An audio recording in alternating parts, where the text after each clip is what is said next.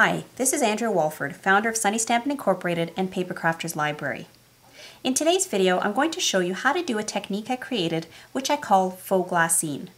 Now the reason I call it that is simply because the finished product has some similarities to glassine. You can see them here. Now I actually created two different variations to this technique. The first is just a simple faux glassine, which you can see in this piece here. It has some similarities to glassine in that it's somewhat transparent, and some similarities to like a cardstock vellum. And you can see how I've used it in this project here to create a semi-transparent pocket into which I can slide this tag. Now the second variation, which I'm going to show you in a separate video, is a faux marbled and stained glassine. Now this is what the piece looks like before it actually gets stained.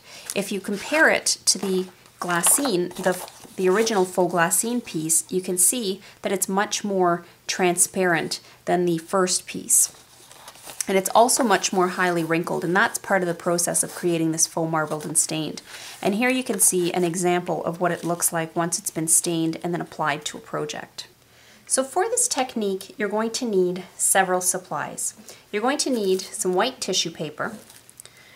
You're going to need some kind of a medium, gel medium, like Mod Podge, or I like to use this Claudine Hellmuth multi-medium mat, which is sold by Ranger.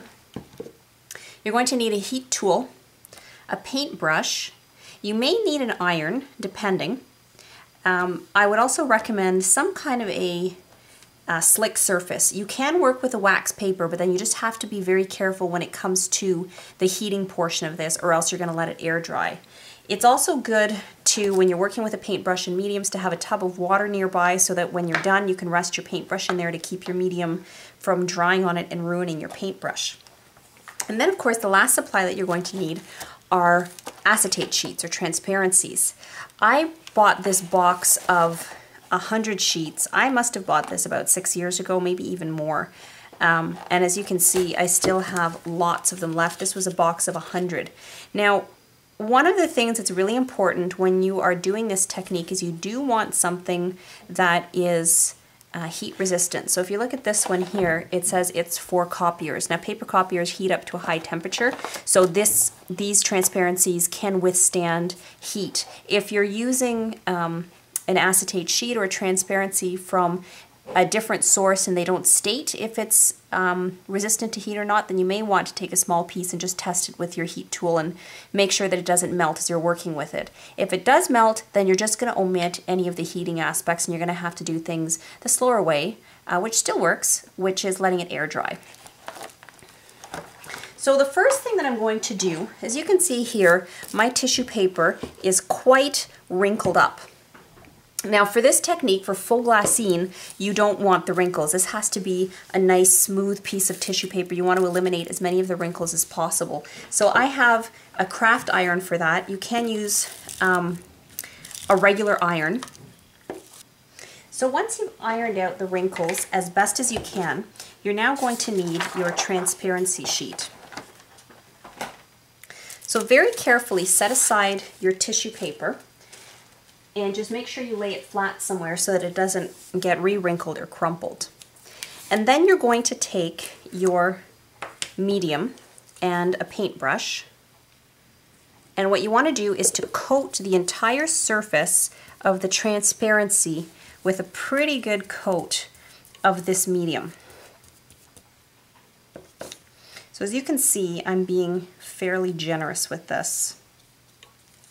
And as I said, you do want to go all the way up to the edges.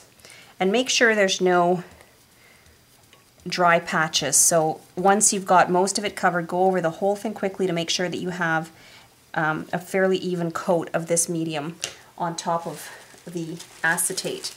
And then you're going to quickly take your tissue paper, you're going to lay it on top, and then you're going to start in the center. And you can use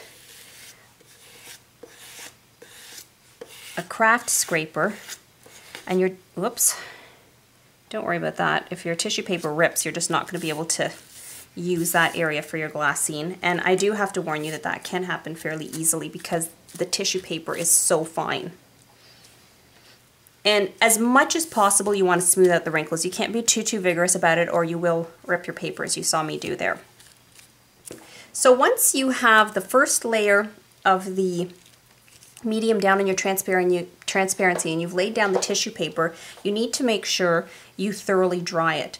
Now, as I mentioned a little while ago or earlier in the video, if the transparencies or the acetate piece you have is not heat resistant, then you're going to have to let this air dry, which could take, oh, I don't know, maybe about an hour. Now, even when you're working with transparencies that are resistant to heat, I don't recommend keeping your heat tool focused in any one area for too long.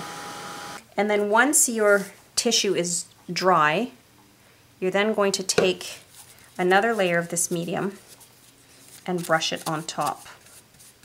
And you want it to be a fairly thick layer because you really want it to soak into the tissue.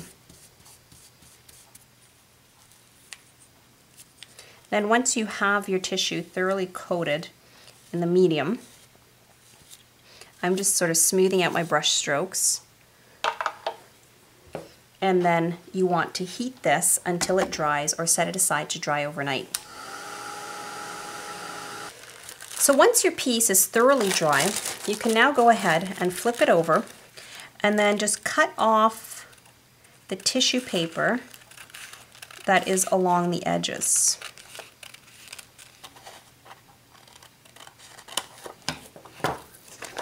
And there you can see what it looks like on this side. This is the transparency side facing upwards, but when you flip it over now on this side, you have what looks like glassine paper almost. It's just a little bit more durable and doesn't crinkle this or make the same kind of crinkly sounds as glassine paper does, but it has a very similar effect. So you can see that it's quite transparent. So there you have it, a very fun technique to create a faux glassine look.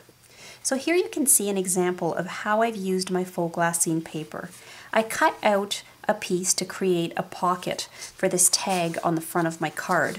I then stitched it to my designer paper and I lightly antiqued it using the antique linen distress inks. And it just gives it this beautiful, somewhat transparent finish, and you can kind of see the tag peeking through that glassine paper. If you enjoyed the way I teach and you'd like to learn even more, then I invite you to join the Paper Crafters Library. What is Paper Crafters Library? It's an online library of paper crafting video tutorials. Whether your interest is in card making, scrapbooking, gifts and 3D items, stamping, or altered art, we teach you how to make the most of your products, we teach you new skills and techniques, and we share some great project ideas.